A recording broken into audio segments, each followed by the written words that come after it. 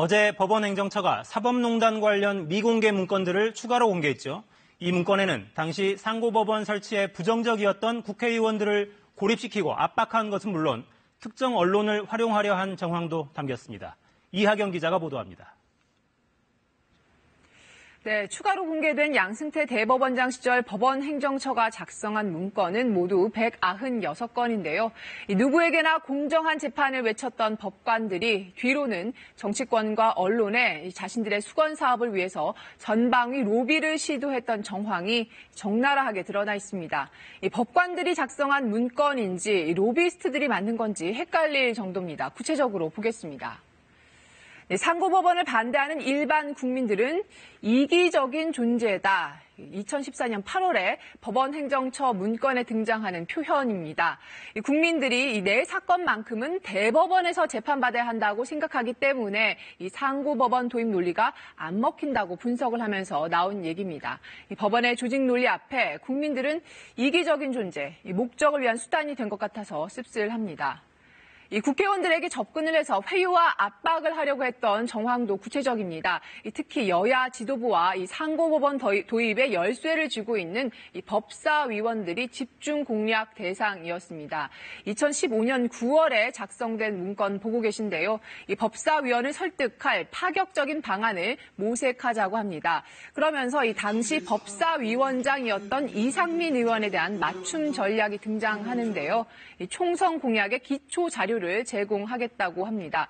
이 의원의 지역구가 대전 유성인데 이 특허 관련 소송을 대전에 있는 특허 법원으로 몰아주는 법안이 언급이 됐습니다. 이 법안은 실제로 몇 달 뒤에 국회를 통과했습니다.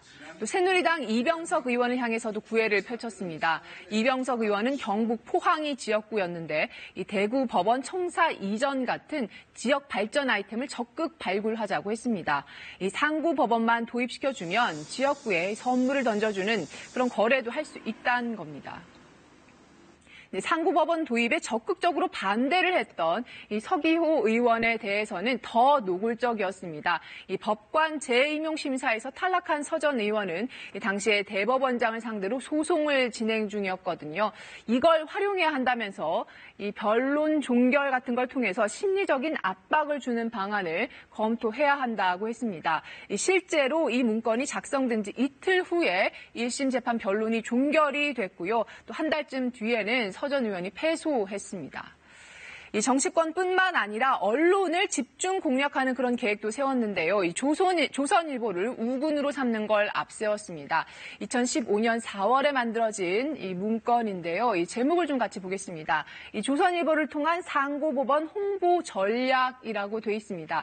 그 방법으로는 이 설문조사와 이 좌담회 같은 걸 언급했습니다. 이 설문조사 비용은 이 조선일보에 상고법원 광고를 내면서 이 광고비에 포함시키자는 계획까지 나와 있습니다.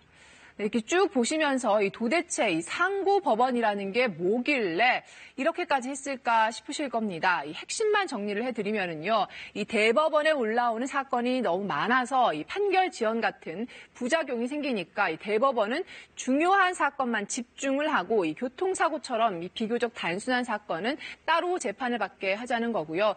이걸 위해서 이 상고법원을 만드는 걸 양승태 대법원장이 힘을 줘서 밀어붙였던 겁니다.